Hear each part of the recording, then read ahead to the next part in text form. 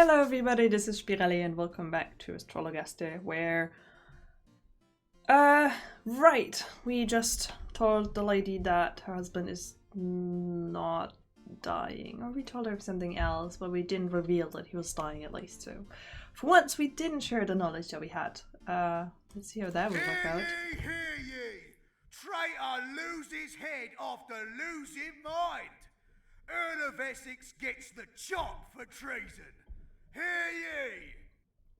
On this day, the 25th day of February, in the year of our Lord, 1601, Robert Devereux, the Earl of Essex, was executed for treason.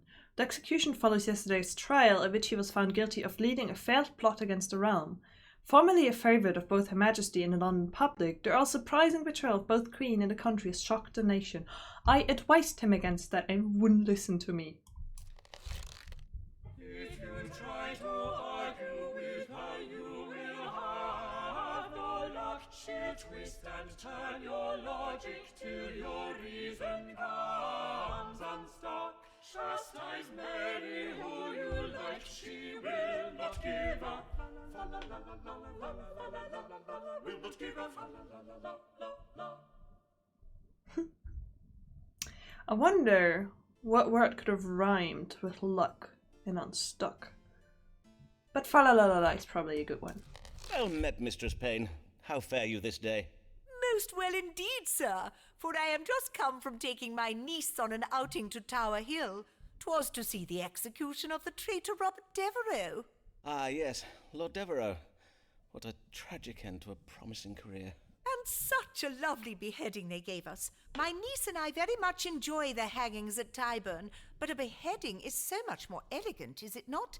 Verily, 'tis a better class of execution, I find, and the royal executioner did go down on Devereux with such skill. A single stroke was all it took to give us the traitor's head.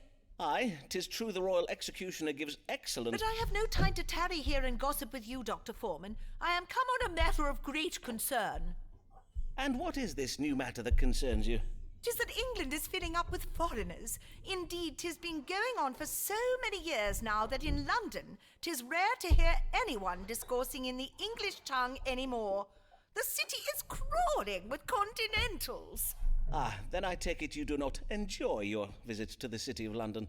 Oh, nay, I have never been to London. For as I did just say, 'tis crawling with continentals, and Lambeth will soon suffer the same fate if we do not act. Why, only the other day, I spied a continental on the high street. A monstrous ogre of a man he was. And as for his face, his eyelashes were so fair, he had the appearance of having none at all. Ah, yes, the Netherlanders. 'Tis true the people of the Netherlands can be fair of hair and tall of stature. And 'tis surely no coincidence that Lambeth has suffered an increase in crime of late.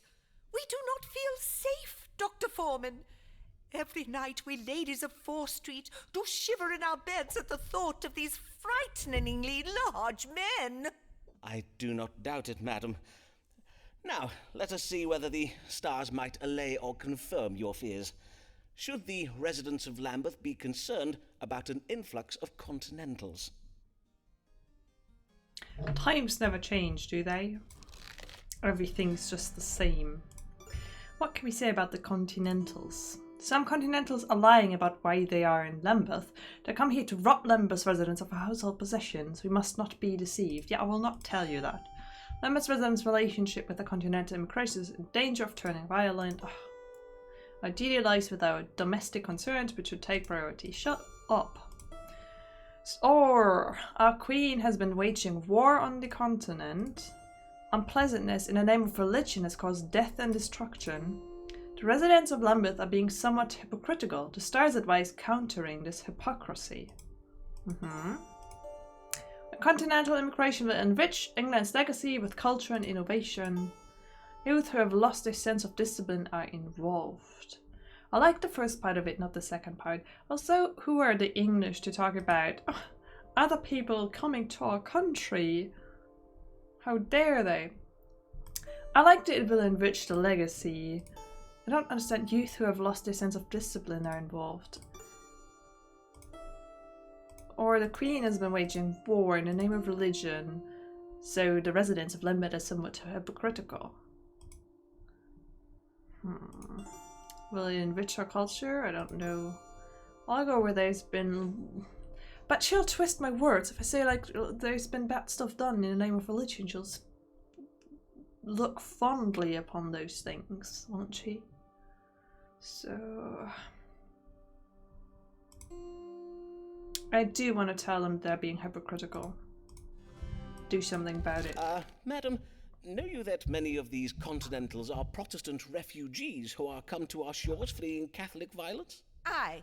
They say the Spanish Inquisitors did torture the Netherlanders most cruelly in the name of their barbarous, backward religion. But though 'tis most lamentable, 'tis hardly our affair. Is it not England's affair, though, madam? For 'tis England's numerous military adventures in that part of the continent that have helped make of it a constant cluster shambles. And until all warring ends and peace is restored, Continentals will evermore come hither seeking refuge. By not offering shelter to these innocent victims of war, are we not being a trifle, well, hypocritical? Tush, Dr. Forman, do we not see? The only way to win peace for the Continentals is to defeat the Catholic armies who invade their lands. Indeed, has England not already spent enough of our own coin trying to save these Continentals? Are we now to offer them our land and houses as well? Why, we would have naught left for our own poor and indigent.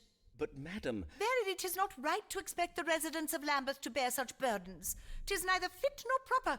I will have my husband ride to Lambeth Palace at once and demand the Archbishop act to ensure the needs of Englanders come first. Blessed day, Dr. Forman. I didn't expect her to see, but maybe at least I can stay true to my own ideals. The Querent did come with fears of an influx of continental immigrants. I did suggest to the Querent that it was hypocritical to complain of the continental refugees, and at the same time cheer on the very same war that is producing them. Methinks the Querent took my advice a little ill. Oh, not the worst advice I could have given her. So, as I suggested, guessed, is that if I would have told her, oh no, they're gonna enrich our culture, she would have not liked it at all. I wonder when Mr. Payne will be getting home from the butcher's. I could do with a lovely big bit of gammon this evening. You're completely not on topic anymore, Mrs. Hear ye, hear ye! Dean of Rochester Cathedral dies! New Dean pledges to refurnish empty cathedral! Hear ye! Local residents were saddened by this day by tidings of the death of Thomas Clark, Dean of Rochester Cathedral. He leaves behind a wife, Alice Clark, and children John, Thomas, Cornwallis, Edmund, Nicholas, and Francis. Okay. Countrymen, at ease is our reward, for it is not enough to live by fans alone. For you we sigh, we true and swoon, when we see you entering the room. Yeah, you don't need pay, because people like you. Isn't that enough? Good day, Mr. Bell, and well met. I recall you were hoping for a pay rise. How did that go? Well, I got a pay rise, innit? I took your advice about banding together with the other hired men and gabbing about how much coin we was getting. Turns out, another one of the lads weren't getting paid enough for his lady parts neither. So, we all refused to do our rehearsals until the boss man fixed it. Well done, Mr. Bell. I must say I am most proud of you. But this day, I am come about my skin. She's so clapped, I need twice as much ceruse as normal. Ah, yes, Venetian ceruse. The white lead and vinegar paste ladies and players use to whiten their faces. You have to fix it for me, Doctor, for my role in Mr. Shakespeare's new play. I'm to play a lady who disguises herself as a lawyer. A lady cunningly disguised as a lawyer? Forsooth, how original. But I see not why you need worry over your complexion. Having a sound grasp of Latin and a talent for eloquence are the usual qualifications of a legal advocate, are they not? Is it verily necessary for this lawyer to have beauty as well?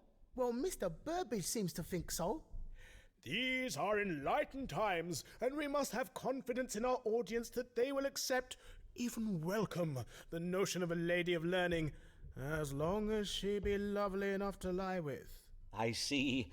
And 'tis true your skin is looking a little less than lovely at present. Let us see if we may find a remedy for it in the stars. What is the matter with Humphrey Bell's face, and what may be done to improve its appearance? Sure. Let's see about that. And not talk about the fact that the lady cannot achieve anything. Humphrey suffers from melancholy, a condition that can make skin appear pale in appearance and induce fanciful imaginings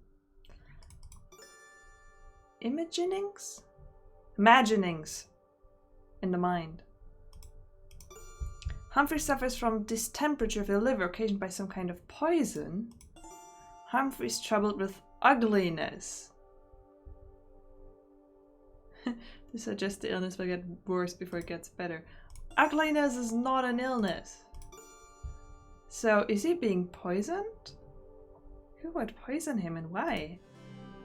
But I don't see the other two being true. The stars indicate that your skin troubles are occasioned by the ceruse paste you're applying to your face. The lead it contains is causing your scabs and, if I am not mistaken, some thinning in your hair. But these are merely indications of a greater trouble it is causing. A distemperature of the liver. You must no longer apply lead to your face, Mr. Bell. What you mean, like, 'tis poisonous or something? Oh, nay, lead is not poisonous. You merely seem to have a sensitivity to it, is all. I will write you up a prescription to take to an apothecary. He will concoct you a paste from alum, tin ash, and sulphur as a replacement for the ceruse you have been using. And to hide the damage to your skin, you might apply the white of a raw egg to your face. It will act as a kind of glaze over your complexion. So all this will fix my face, yeah? Zow! I thank you kindly, Dr. Forman. Didn't think about the fact that he could be poisoning himself by using that. The queen did wish to know what the matter with his skin was and asked what might be done to improve its appearance. I did tell the queen that his face was afflicted by the lead he was using to whiten his face. I did prescribe an alternative beauty treatment. Methinks the queen was pleased with me for the reading I gave this day. Halfway there. I shall be the best man playing at being a woman, playing at being a lawyer Mr. Burbage could ever ask for. Isn't that what we all aspire to? Mr. Forman, doubtless I need not explain why you have been brought before the College of Physicians this day. We have been informed that you persist in practicing medicine without a license. So close to getting one. In defiance of the law and in spite of previous warnings given you by myself and my distinguished colleagues. How do you answer this charge? Well, what do you have to say for yourself, Sirrah? I say that I am a good doctor, and that my many years of experience have allowed me to perfect my methods as a true physician. You would dare speak of your methods, Mr. Forman? We are informed that you write your patients' names and complaints in a notebook, doubtless all the better to blackmail them with. Ah, yes, my case books. Indeed, sir, 'tis most useful to be able to remember a Querents history. Furthermore, you use astrological readings not simply to predict the course of an illness or judge the best time for a treatment, as good medicine teaches us, but you find the cause of the disease in the stars. You refuse to examine your patient's urine for this purpose. Well, yes, for... And you would dare claim that in these past years you have gained medical knowledge and skill from mere experience? Then I invite you to provide proof of it now. You will submit to an examination.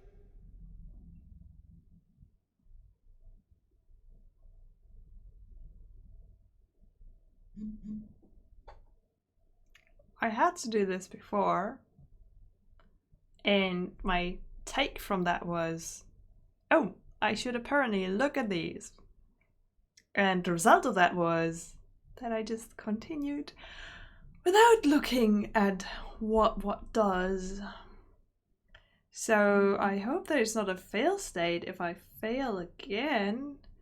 Which humor does Saturn rule over? I have no idea. Someone with an excess of blackbear may exhibit a melancholic temperament? Yes. Which planet rules intelligence?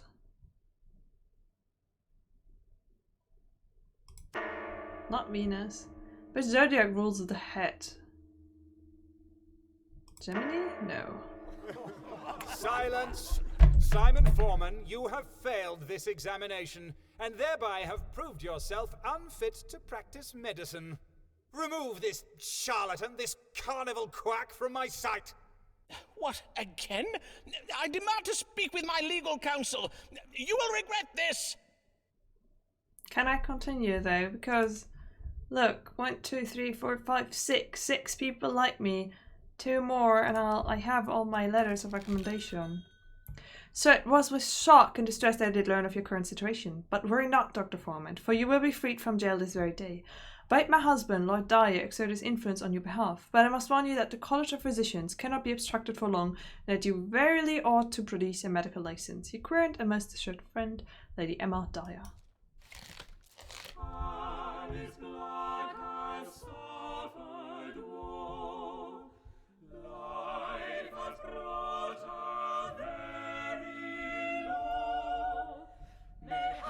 Some solution though, read the stars and we shall know. So I didn't inform her of her husband's upcoming death because I thought that that wouldn't change anything and her nagging him wouldn't be helpful in, you know, getting rid of debts. So. Well met, Alice, dear friend. Since your husband's death, I have oft thought of you. Fare you well? In truth, for a while I was most vexed with you. Indeed, 'tis why I did not come sooner. Your false diagnosis left me unprepared for Blag's passing. Instead of being by his bedside, I was at the Quiet Bear when he died. 'Tis not easy to make arrangements for a funeral after several flasks of wine, Forman. Aye, failing to remark the seriousness of his condition is one of my abiding regrets. I hope you may one day forgive me. Ah, nay, 'tis all forgotten. Besides, I think what I took for anger was grief in truth. I think I verily did love that old fool, despite his mump-headedness and his leaving me and the children with not a penny between us. But the day after he passed, I came upon a note he had writ for me. I warrant that was your idea, was it, Forman? It may have been. Then I thank ye for it, Simon. For 'twas a comfort to be left something to remember him by, even if it be the only thing he did leave me. But things are better since I did become Mistress Macy. Then you have remarried? Aye, 'twas the only means of putting a roof over our heads and meat in our bellies. And Mr. Macy is a kind man. Oh, but Forman, we may not have our roof much longer. What's up now? Macy has threatened to leave me. The brute!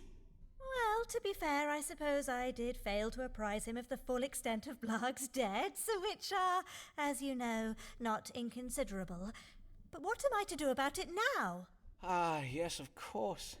By marrying you, he is now responsible for the debts of your late husband, according to the law. What's up with this In laws? sooth, 'tis a high price to pay for a wife. No matter the marital bliss her bountiful charms and fine qualities do doubtless afford him.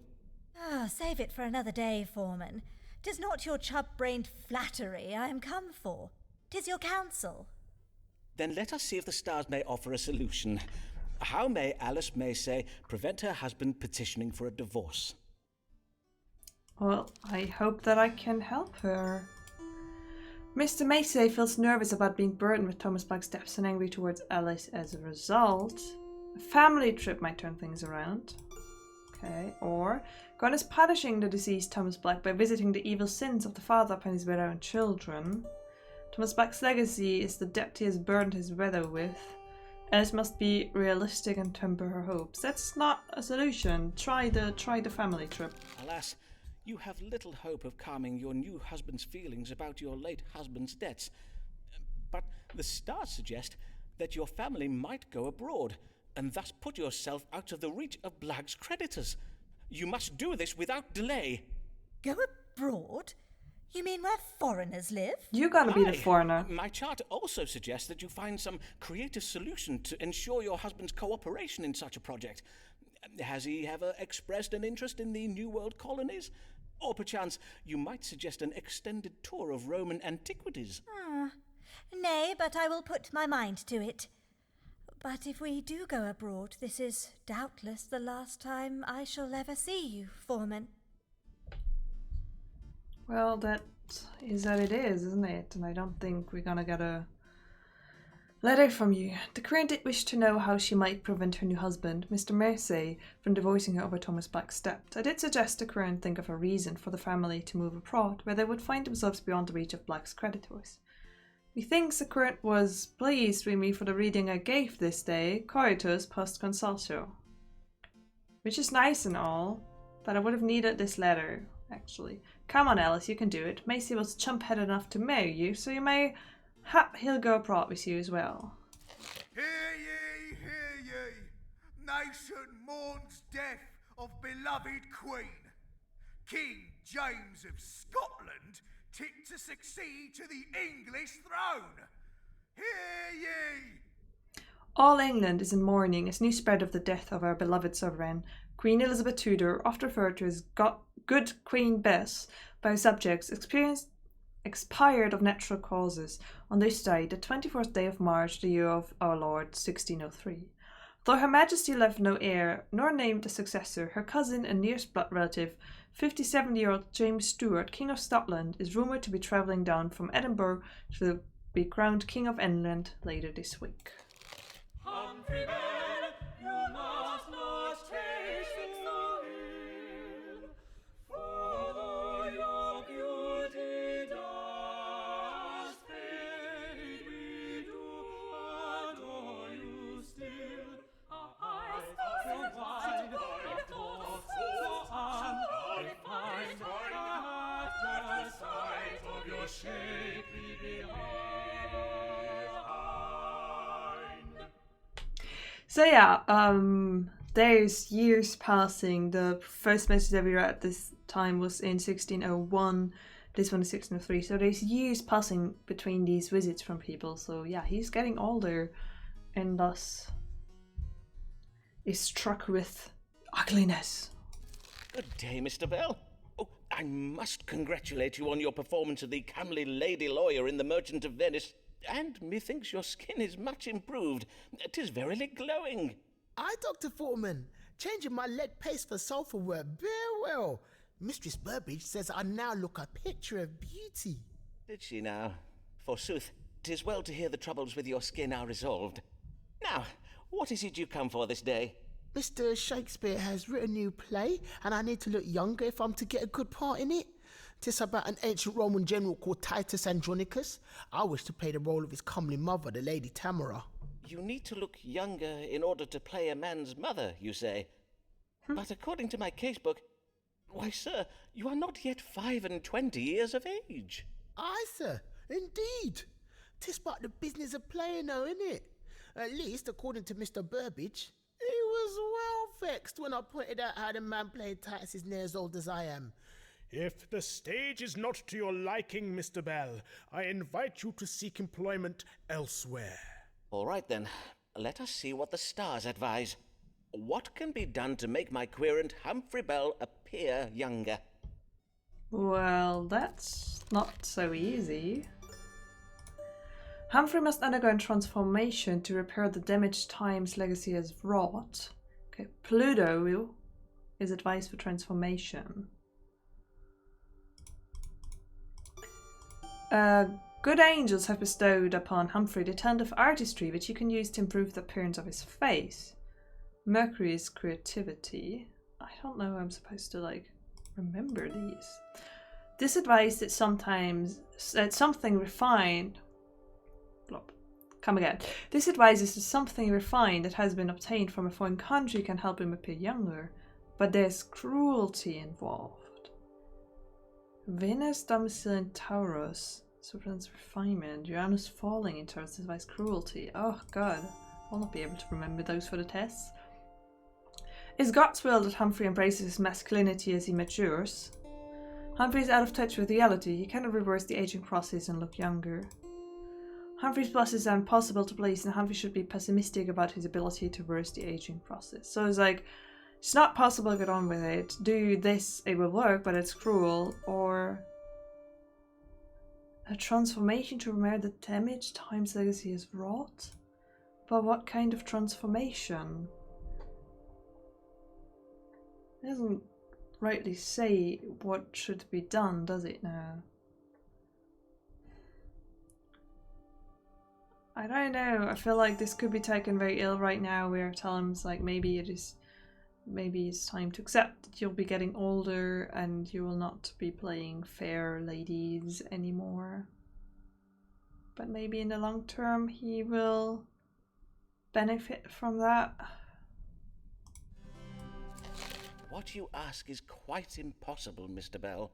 You wish for time to pass, so that you may gain experience and become a better player, do you not? And yet, paradoxically, you ask that time be suspended, so that you may remain young and comely enough to play these roles you have spent years training for. To wit, you aspire to be a domina perfectus. What? A perfect woman, sir.